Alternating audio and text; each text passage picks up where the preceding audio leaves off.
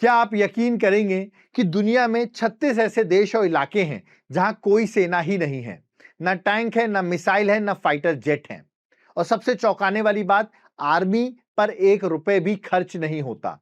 लेकिन सवाल है, जब दुनिया में ईरान, इजराइल और अमेरिका के बीच युद्ध चल रहा है, तो ये देश आखिर सुरक्षित कैसे हैं?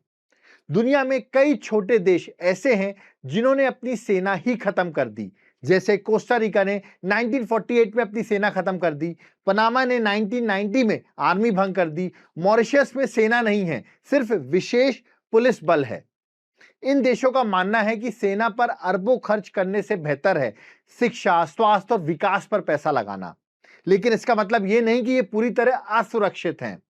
इन देशों की सुरक्षा का सबसे बड़ा राज है इंटरनेशनल डिफेंस एग्रीमेंट। मतलब ये देश किसी बड़े शक्तिशाली देश के साथ समझौता कर लेते हैं। उदाहरण के लिए वेटिकन सिटी को इटली सुरक्षा देता है, मोनाको को फ्रांस सुरक्षा देता है, भूटान जैसी कंट्रियों को भारत सुरक्षा में मदद करता है, आइसलैंड नाटो की सुरक्षा के अंदर है। यानी अगर इन देशों पर हमला होता है तो सीधे दुनिया की बड़ी ताकतें मैदान में उतर सकती हैं। इन 36 नामों में कई जगह ऐसी हैं जो पूरी तरह स्वतंत्र देश नहीं हैं। जैसे ग्रीनलैंड डेनमार्क सुरक्षा देता है, जिब्राल्टर यूके सुरक्षा देता है, हांगकांग और मकाऊ चीन की सुरक्षा में है। इसीलिए इन्हें अपनी सेना रखने की जरूरत ही नहीं पड़ती।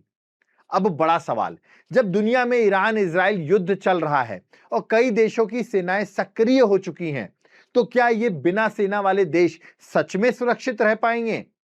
विशेषज्ञों का कहना है कि अगर बड़े देश के बीच युद्ध और फैलता है तो इन छोटे देशों की सुरक्षा भी चुनौती बन सकती है, क्योंकि आज की दुनिया में कोई भी देश युद्ध के असर से पूरी तरह अलग नहीं रह सकता। आपको क्या लगता है, क्या बिना सेना के कोई देश सच में सुरक्षित रह सकता है, या हर देश को अपनी सेना जरूर रखनी चाहिए? अपनी राय कमेंट बॉक्स में जरूर बताइए। धन्यवाद। जय हिंद।